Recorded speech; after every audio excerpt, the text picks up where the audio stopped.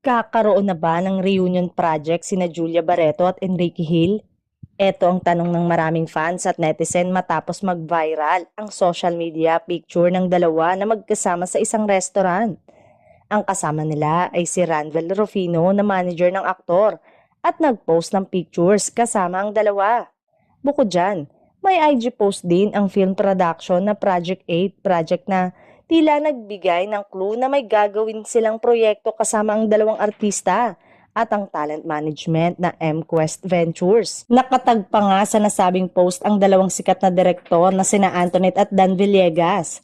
Sa comment section, maraming fans ang tila super excited na para kina Julia at Enrique habang ang ilan naman ay inalala ang dating teleserye na pinagtambalan ng dalawa. Say nga ay excited much, tagal na sila walang project together since 2014. Kung matatandaan, taong 2014 nang magtambal sina Julia at Enrique sa TV series na Mirabella. Parehong nasa TV5 ngayon ang dalawa kaya hindi malabong mangyari ang balitang ito.